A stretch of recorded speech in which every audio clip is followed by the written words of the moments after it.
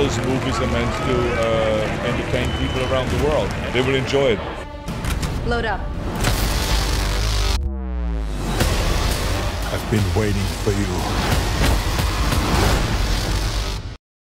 So in this sequel, you have mentioned yourself old for a few times. So do you mean physically old or mentally old? No, but basically the human flesh of a Terminator ages, but the inside doesn't. So the machine is always kind of intact and is fresh and new. And so he says, I'm old, but not obsolete. Mm-hmm. Meaning that the machine underneath, that the skeleton and everything, the electrical work noise is still powerful. Oh, but I found the interesting part was the Terminator have become more humanized and even more like a father. So who had this idea to change the character? I think that we had long discussions about the storyline and all this, and I think that the script writers, the storytellers, that they really have done a great job with that.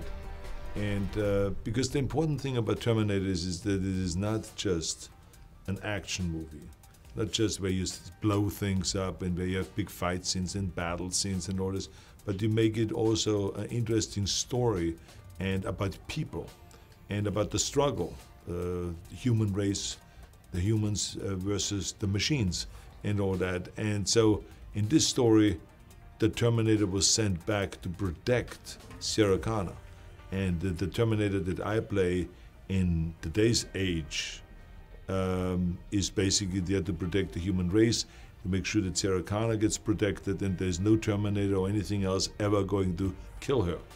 And the younger me from the 1984 movie, from the first Terminator, is there to kill Sarah Connor, and to protect the machines. So this is what creates then the big conflict and then the big battle. And there's a huge, huge fight scene in the battle between the two Terminators, which is both played by me. Okay.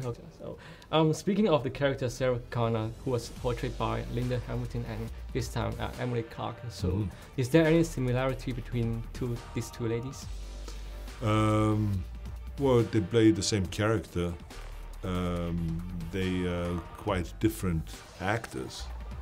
But I think in both cases they have played the character really strong as like a very strong female lead and very heroic.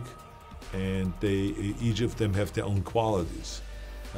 What was interesting about Emilia Clarke is that she was really willing to work hard and to train her body and to train her skills with weapons and shooting and stuff like that. You know, that together with her acting skills made it very believable that she's Sarah Connor. Okay, so how's the collaboration with Alan Taylor? And if the James Cameron were the director this time, what would the movie gonna be? Yeah, well, I think Alan Taylor has done an extraordinary job.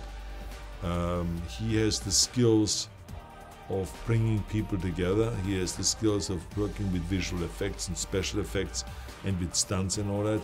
And he's also a great director, directing scenes. And he does not shy away from the size of a movie and stuff like that. But as far as James Cameron is concerned, he just recently saw the movie.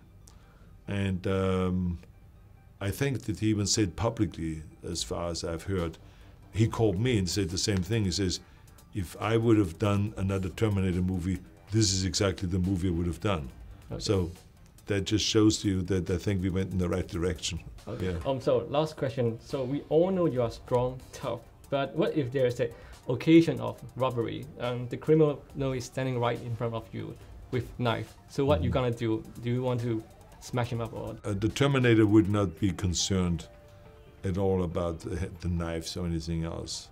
As you know, the Terminator is very strong. It is a machine, and he is not vulnerable towards, you know, guns or knives or physicality. The only threat he has is another Terminator. So that's the only thing he has to worry about.